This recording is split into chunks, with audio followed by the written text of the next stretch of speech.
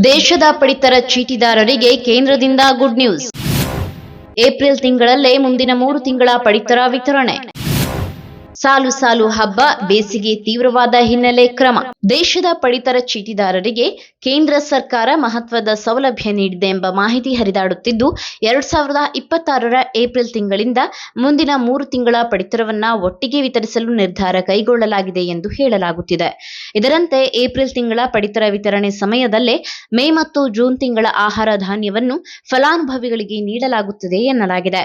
ಇದರಿಂದ ಪ್ರತಿ ತಿಂಗಳು ನ್ಯಾಯಬೆಲೆ ಅಂಗಡಿಗಳಿಗೆ ಅಲೆದಾಡುವ ಸ್ಥಿತಿ ತಪ್ಪಲಿದ್ದು, ಬಡ ಹಾಗೂ ಮಧ್ಯಮ ವರ್ಗದ ಕುಟುಂಬಗಳಿಗೆ ಇದು ನೆರವಾಗಲಿದೆ ಎಂಬ ಮಾತು ಕೇಳಿ ಬರುತ್ತಿದೆ.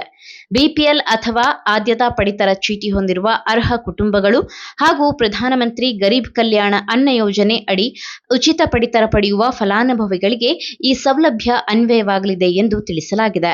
ಏಪ್ರಿಲ್ ಮತ್ತು ಮೇ ತಿಂಗಳಲ್ಲಿ ಹಬ್ಬಗಳು ಒಟ್ಟಿಗೆ ಬರುವ ಹಿನ್ನೆಲೆ ಧಾನ್ಯದ ಕೊರತೆಯಾಗಬಾರದು ಎಂಬ ಉದ್ದೇಶದಿಂದ ಈ ಕ್ರಮ ಕೈಗೊಳ್ಳಲಾಗಿದೆ ಎಂದು ಹೇಳಲಾಗುತ್ತಿದೆ.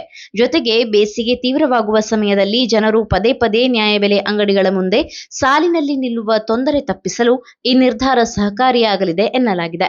ಮಾರುಕಟ್ಟೆಯಲ್ಲಿ ದಿನನಿತ್ಯದ ಆಹಾರ ಪದಾರ್ಥಗಳ ಬೆಲೆ ಏರಿಕೆಯಾಗುತ್ತಿರುವ ಹಿನ್ನೆಲೆ ಬಡ ಕುಟುಂಬಗಳು ಮುಂಚಿತವಾಗಿಯೇ ಧಾನ್ಯ ಸಂಗ್ರಹಿಸಿಟ್ಟುಕೊಳ್ಳಲು ಇದು ಅನುಕೂಲಕರವಾಗಲಿದೆ. ಫಲಾನುಭವಿಗಳು ಎಂದಿನಂತೆ ಆಧಾರ್ ಕಾರ್ಡ್ ಹಾಗೂ ಬಯೋಮೆಟ್ರಿಕ್ ಮೂಲಕ ಪಡಿತರ ಪಡೆಯಬೇಕಿದ್ದು, ಏಪ್ರಿಲ್ ಮೊದಲ ವಾರದಿಂದಲೇ ಸಮೀಪದ ನ್ಯಾಯಬೆಲೆ ಅಂಗಡಿಗಳಲ್ಲಿ ವಿತರಣೆ ಆರಂಭವಾಗುವ ಸಾಧ್ಯತೆ ಇದೆ ಎಂಬ ಮಾಹಿತಿ ಲಭ್ಯವಾಗಿದೆ. ಇನ್ನು ಪಡಿತರ ಚೀಟಿ ತಿದ್ದುಪಡಿ ಮಾಡಿಸಿಕೊಳ್ಳುವವರಿಗೂ ಸಹ ಪ್ರಮುಖ ಅವಕಾಶಗಳಿದೆ. ಹೊಸ ಸದಸ್ಯರ ಹೆಸರು ಸೇರ್ಪಡೆ, ವಿಳಾಸ ಬದಲಾವಣೆ, ಮೊಬೈಲ್ ಸಂಖ್ಯೆ ಜೋಡಣೆ, ಹೆಸರು ತೆಗೆದುಹಾಕುವುದು, ಕುಟುಂಬದ ಮುಖ್ಯಸ್ಥರ ಬದಲಾವಣೆ, ಫೋಟೋ ಬದಲಾವಣೆ ಸೇರಿದಂತೆ ಹಲವು ತಿದ್ದುಪಡಿಗಳನ್ನು ಮಾಡಿಸಬಹುದಾಗಿದೆ.